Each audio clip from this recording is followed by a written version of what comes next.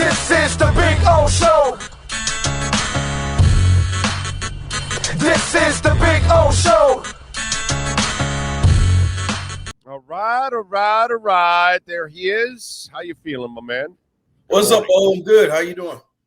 Good, man. Good. I was just talking about this because when we first got the news on Wynn, I said, okay, this is something going on with Cameron because why would you sign Wynn? And then they signed the Cedric kid. What's his last name, bro? I don't know if I know for sure how to pronounce it, so I'm not going to butcher it. Okay. All right. So they signed the other Big O. Okay. Yeah. And so all of a sudden now I'm thinking something's going on here with Cameron Fleming that, okay, so he's not being signed by any other team. He's still out there. He's not really a world beater. He's a nice swing tackle, but there's a value, as you know, Cam, to having a backup swing tackle. That's something that every team actually has to have. And usually that backup swing tackle isn't a stud. It's just a guy you hope can kind of hold the fort for you for a couple of plays, a week or two, that kind of stuff. So you would figure if Miami's not interested or can't sign him or whatever, then somebody else will.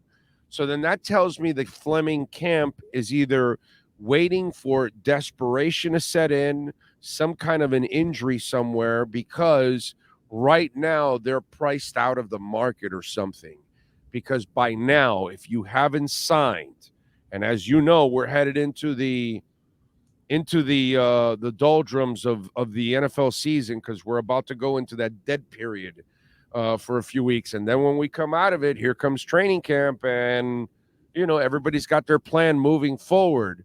So I'm almost at the point of thinking that the Fleming camp is either priced themselves out or they're waiting for desperation so they can capitalize on that with a salary. Your thoughts on that? So I don't know anything specific to Cameron Fleming, but I think one thing that we haven't talked about a ton is that he played for the Broncos for the last 2 years, which means that he played last year with the Dolphins O-line coach, Butch Barry, who was the Broncos O-line coach last year. And so to me, if there was a smooth chemistry there, if they, then there would be a better chance that this guy was here. And so you got to wonder, did Butch see something in Cameron that he maybe didn't like? Did Cameron see something in Butch, vice versa? I think that's probably the first immediate thought there. The second thought is sometimes we value players differently than the front office does. People when you look at the street and you say Cameron Fleming's the best tackle, no guarantee the Dolphins or Butch Barry or Mike McDaniel views the same way. As far as Cedric, he played with the Jets last year, who runs. By the way, they view Eichenberg and Jackson differently than we do. Right, exactly. And so that's my first thought. A lot of times you look at what you know, you look at what you perceive or what you see in the media, right? The media always has like a top 100 rankings of free agency. And so you get excited when you see your team sign a top 25 player. Well, your team may view him a lot higher than another team. And so I think that's always perspective. I think the relationships and connections, like I mentioned, are perspective. And then another thing is scheme. The guy they signed, Cedric, I'm not sure how good of a player he is. I mean, he hasn't been recently, former first-round pick, but it's been a while since he's been a good player. But he was with the Jets, and they run a very similar scheme there previously to what Mike McDaniel runs. So if you're thinking about it from that perspective, the transition shouldn't be hard. If you're looking for a guy just to compete for a third or fourth tackle spot, I don't mind that spot. Isaiah Wynn, he's got a little versatility. Didn't play well in right tackle last year, but former first-round pick recently, can ideally play left or right tackle and has played guard in the past. And so gives you a guy who can compete with, Austin Jackson. You've seen him twice a year with the Patriots, so you ideally have a good idea of what he can and can't do. And, worst case scenario, if he loses the job to Austin Jackson, which I think probably would be their preference, he's a 3-position backup for you and gives you some depth, which you needed. And so, I don't think that's a huge deal. Like I said, maybe, he's training camp fodder, to be quite honest. We talking about Isaiah Wynn? No, I'm talking about Cedric. Yeah. I mean, there's no guarantee either of these, both of these guys on the roster. I think Isaiah Wynn will be on the roster in some capacity. Oh yeah, he makes the as far roster. as Cedric, he competes for that 8th or 9th O-line spot. If he doesn't make it, I'm guessing there's not a lot of guarantees on that contract that hurts you. No, not at all. I think, but Wynn definitely makes the roster. I think he's going to play all over the place, tackle and guard. I think he's going to be a backup all over the place. I think we'll see him in camp playing at both tackle and guard positions. But yeah, it'll be interesting. Now the only good thing about Isaiah Wynn is he has a injury year and then he has a non-injury year, and that's how it goes on and off. And this is supposed to be the off. This is supposed to be the non-injury year. So who knows? Maybe. Yeah. Hey, it's like, remember, I don't know if you're a baseball guy, but for a while, the Giants used to have this even odd year thing where they would win the World Series, I think, in an even year, and they missed the playoffs in all odd years. It's like either or. Like, it's no middle ground. Mark Teixeira would bat like 180, 210 the first half of a season, and then the second half of the season, he would bat 290, 334 the rest of the way. And it was like that every year for him, So yeah, I hope you get the good end of it, right? But I will say, like, the offensive line to me, and I've told you this before, has been the biggest question mark for this team. I think you look at it and you say publicly, nationally, everybody always asks about Tua, right? And Tua staying healthy is probably the biggest difference on whether the Dolphins are a true contender or not. But the biggest, like, lingering question I have as far as like the roster is the offensive line. You've got a good spot in Robert Hunt and Teron Armstead and Connor Williams. Still some worry about the injuries with Armstead. The other two spots to me are very big concerns.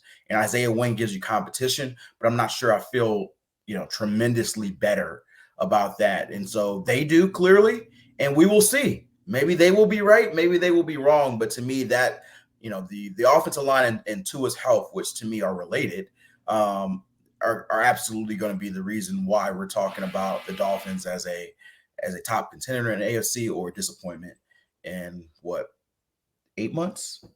Yeah. All right. Travis, by the way, is chiming in on the chat board there. And by the Wynn contract is $2.3 million. With incentives, it goes to $2.7 million.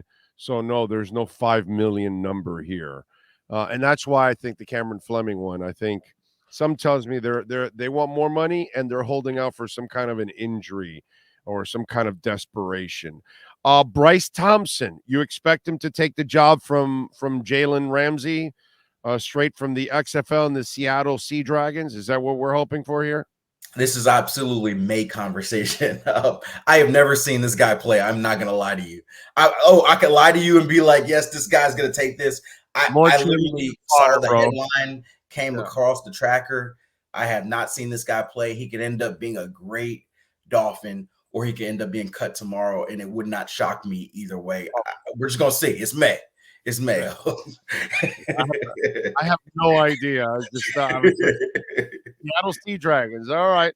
The problem with that is, you really can't laugh at this shit too much because sometimes it turns out to be a gem. That's why I was like, I can't dismiss it as a nothingness, because maybe we could be talking in 4 months and this guy makes the roster and is a contributor.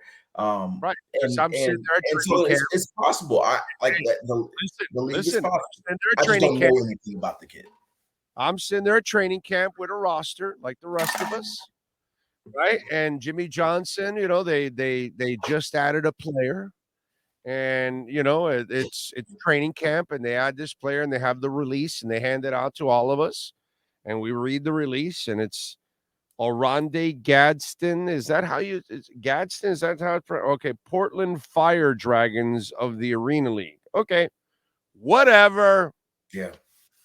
And then so all of a sudden, here comes Ronde Gadsden, first play of his NFL Dolphin career, first practice play. Drops back, Marino.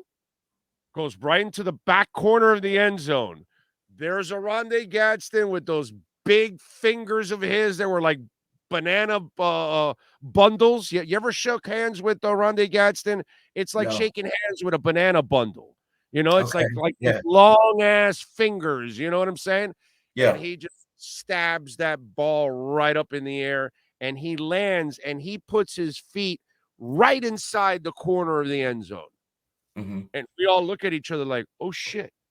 We start writing down, okay, this is a Ronde Gadsden guy. And from that moment on, OG just started making just play after play after play. And you're like, who the hell is this kid? Right. And it was just, and then, the legend of OG became the legend of OG, that Yeah. he ran like an 80-year-old man, but it didn't matter. He was Nikola Jokic before Nikola Jokic ever existed. You know what I mean? But he brought it to football. Whereas, yeah, bro, I'm not going to outrun you, but guess what? When you're next to me, you're not catching it either.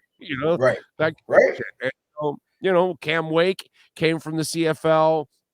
Mark Dixon, the technically the most sound offensive lineman I have ever seen in my life. Right. Is Mark Dixon. Okay. I don't give a shit about what rounder the Dolphins have drafted, or second or fifth or whatever. Mark Dixon, fundamentally, his technique was just sick. You know what I'm saying? So you just never know. But I just wanted to have fun with it because absolutely. I mean, like we happy for The Rock too, because several of his players in that league are getting a chance, and that's what you're hoping one of these minor leagues can become. Absolutely. A breeding stage for some of these guys to keep their dreams alive, dude. I mean, to me, we talked about this about the XFL from the jump. That's the biggest role for the XFL. If it becomes a ground where, hey, players can either rehab their career there, or in the case of some of the guys you mentioned, if they don't make the push in college for whatever reason, they don't land on a roster as a drafted rookie or even an undrafted rookie. They go there, they get playing ability, they develop, and you develop players who can eventually add to the talent in your league. Right now, particularly with the O-line, we talk about the O-line, right? There's an O-line shortage across the league. But there's probably 20 other teams like Dolphins fans who are talking about, is our O-line good enough? That's because there's not enough good quality offensive linemen across the board. And so depth, which I think the Dolphins finally got better at, actually, is just as much of an importance as top-end O-line talent. And so a league like the XFL, if you get an offensive lineman who's raw as heck, played at Division III school, you develop him for a couple of years, he signs with an NFL team, and all of a sudden you've got a guy who is at least a backup or competing for a starting spot. That's the goal of the XFL. To me, that's the element where I get excited about, but we won't truly know who those guys are until we see if they make it in the next level. It doesn't have to be every guy. I saw maybe 10 XFL players, I think, sign this weekend, something like that. If 11. one or two, 11, right? If two of those guys end up making a final roster, I think that's a win for the XFL. I don't think it needs to be 11. I think it 2, 3, something like that. I think that's a win. I agree. I'm with you there. Did you finally learn your lesson with James Harden? I knew this was coming, and I deserve all of it. I did. I put on my clown hat, and I'll go ahead and eat all of this because I was very much on the Sixers Brigade. I thought we were different this year, and I was wrong. Right. I was wrong. Game 6 is when we let them off the hook. We're at home, up, I think 9 with 6 minutes left, and lost that game. And coming back game 7, I still had hope, but that was the chance that we had, and we blew it. James Harden no-showed game 7. Joel Embiid no-showed game 7. That's my MVP, and he did not show up. Doc Rivers no-showed game 7. And so when your best players and your coach don't show up when it counts, you don't deserve to win. Jason Tatum looked like Michael Jordan in game 7. And so I give all the props to the Celtics, and I'm rooting for the Heat to beat them. I do not like the Celtics, but they were better. They were better overall. And so, props to them. Embiid definitely deserved his MVP. He had a great year, but he's got to look in the mirror this offseason and figure out why does he keep losing in the second round of the playoffs, because they'll continue to build around Embiid. Who knows? Maybe James Harden comes back. Maybe he doesn't. But your best player has to be the guy who leads you when it counts. And right now, Embiid hasn't been good enough in the playoffs. So that's it. And we let him off the hook. Let him off the hook. Let him off the hook. Okay. But, no, hey, right. I'll tell you what. Do you want James Harden back? I'm at this stage. Oh, I'm not gonna lie to you. I'm in the apathetic stage. Like I was so hurt by this loss that I really don't care what they do. I'll show back up like I always do in October and November, and whatever the team they give me, I'll root for them. But I really don't care. Fire Doc, don't fire Doc. Get rid of James. Picks? Do they have picks? They don't have picks. They don't have any picks.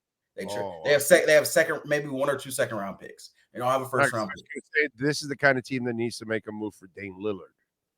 That's the kind of guy. Hey, I'd like it. I mean, the problem is if you make a move for Dame Lillard, you're probably gonna have to give up Tyrese Maxey, which I love Tyrese Maxey. But you could ideally structure a trade and say, hey, Tyrese Maxey, Tobias Harris, and some other young talent or picks in future years, and go get Dame and do another all-in move. James Harden probably opts out, or you got to get rid of his hats, bro. Yeah, or you ship him to Houston in the signing trade. And yeah, I would be fine with that. Take another shot with Dame. But at the end of the day, I think that's what he needs. He needs that guy. Right, but Portland next to him. James Harden is. There's no doubt that the Lord gave him the ability to play, but he doesn't have that dog in him, that SOB. Like, he knows he's gifted, and so he just kind of uses it and turns it on and off. Whereas, like a guy like Jimmy Butler, it's inside of him that he needs to be great every moment that he's out there, like a lot of players. It doesn't matter, like normal great players, like they have that hunger all the time, and they're not going to be satisfied with turning it off or coasting or not playing well. Their emotions will not allow them to be, neutral in that kind of sense. You know what I'm saying? Yeah. And so I just think that, those kind of guys, the Lillards and the Butlers, are wired differently than a guy like Harden. It's just. Yeah, and the reality of it is that you can make excuses all you want, but I got this shirt on. I worked out in it this morning. It's the way I believe in star players. Nobody cares. You just got to work harder. Nobody cares. So you can make all the excuses. Like I heard Doc Rivers, right? And I get Doc Rivers said, hey, I wish I had a full year where Joel Embiid's fully healthy. He's playing on a knee tear, whatever. That is true, but nobody cares. Work harder. Nobody cares. Nobody's going to say, hey, the Sixers had this dude that was banged up. Nobody cares that, James Harden, you can't trust him. Your best player has to show up. And I thought Joel Embiid was going to show up, and he didn't. And so I got to eat that. And so James Harden was awful, but he's not the best player on the team. Doc Rivers was awful, but he is the coach, not the player of the team. And so to me, although those guys bear a lot of the punishment, I got to give it to my MVP, because their MVP, Jason Tatum, scored 51 and showed up in Game 7. Mine scored 15, and that's why I am watching the Heat Celtics as a neutral observer and not as a fan. So that's on us. I got to eat it.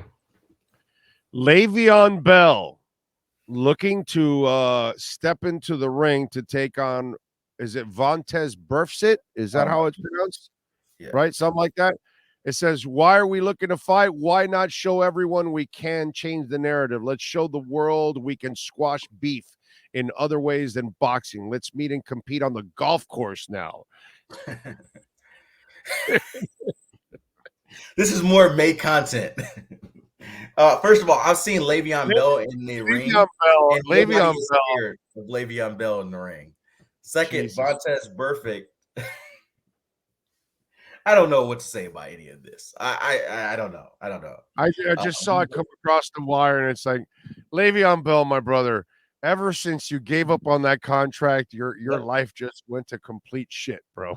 I mean, Jesus Christ. Holy moly, man. That is crazy. All right. What do you got going on the NFL Network so folks can check you out? Yeah, just got back into the flow of things. So we'll probably start getting into OTA and minicamp mode over the next few weeks. This is our light period. So I spent the week in Houston with my brother graduating, and now I'm getting back into the flow of things. So we'll kind of have sporadic coverage over the next, 3-4 weeks. We'll ramp it up for mandatory minicamps next month, and then we'll take our summer hiatus for about 6 weeks until training camp, and then it's full speed ahead. So enjoy this down period. I will, but we'll pop up content here and there on social. You going to Canton? Are you going to Canton? They haven't given us our schedules yet, so I'm not sure. So we'll see. The Jaguars in that game, right? Well, I don't care about the game. I'm going up. I'm going up for a couple of days because of Zach. That's why I asked you. That's right. Gotcha. Exactly. Oh, I'm not sure. If I would go, it would be because I would be there as far as the coverage for our Hall of Fame game week. So if I was covering the game, I'd be there. If not, probably not. I know we do a Black College Football Hall of Fame game, but that's the week after. I think that's usually like a Labor Day weekend. So I would either be covering the game and be up there or not for that week. Okay. All right. Sounds good. All right. Follow him on Twitter at Cameron Wolfe. And, of course, catch his work there at the NFL Network. And twice a week here doing our thing with our KSDT CPA. Miami Dolphins and NFL report. Cam, as always, thank you, my friend. Appreciate you. All right, man. And folks, if you have not done your taxes and you're maybe a little nervous, you're wondering, am I in trouble here? Listen, folks, just call the great people here at KSDT. You got the QR code there. Get the phone, use the camera, get the QR code, connect, tell them that Big O sent you. They'll take care of you, your business, your personal. They're doing my taxes, personal business, all of that. Same. They do Cam's, by the way. They do his taxes. They do an amazing job, and they can do the same thing for you. Top 200 firm by Forbes in the country. Tax firms, accounting firms, top 200, folks, right here in your backyard. If you live here in Florida, in South Florida, they've got offices in Dade, Broward, and Palm Beach counties. They're going to open one up in North Carolina, where I'm headed to tonight. So all of that, folks, check them out, KSDT CPAs. They are growing. They are a fantastic company. And tell them that Big O sent you. Trust me, they will take care of you, home or business. The Wolf Pack has been unleashed.